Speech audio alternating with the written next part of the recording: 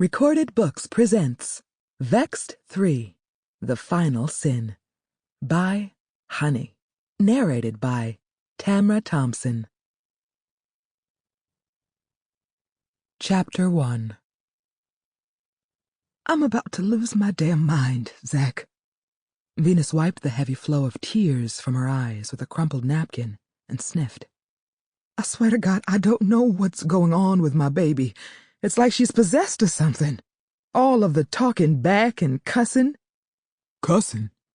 Who the hell does she be cussing at? Me, of course. It's like she hates me, Zach, and I can't figure out why. At first I blew it off thinking it was just her little teenage hormones going wild and maybe she had boy fever. But now I believe it's much deeper than that. What if she's on drugs or caught up in some crazy-ass cult? Oh, God. My poor baby girl. Zach reached across the kitchen table and squeezed Venus's hand tenderly. Be strong, sweetie. I got you. We'll get through this together as a family, like we've always done.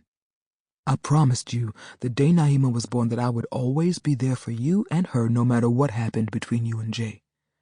That was almost 16 years ago. Have I failed you yet?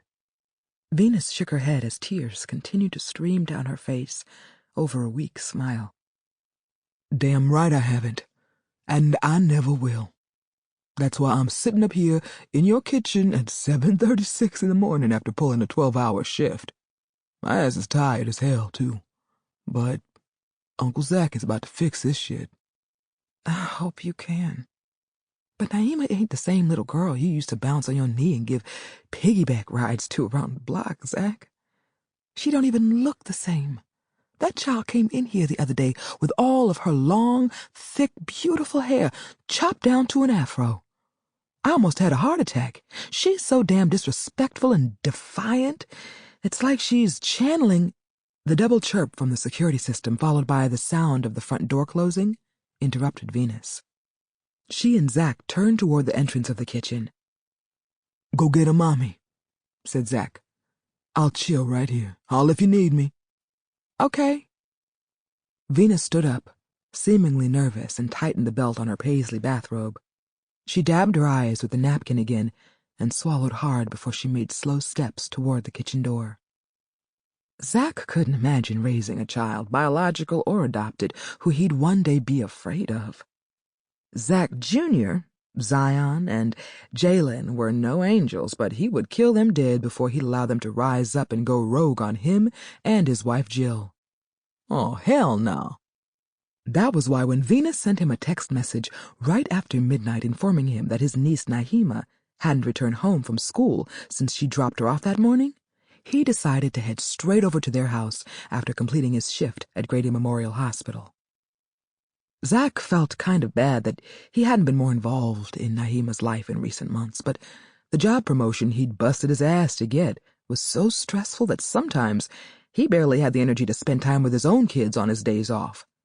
It was true that success brought pleasure and pain for a brother in America, but the mega pay raise, new benefits package, and the authority that had come along with the upward move were worth it.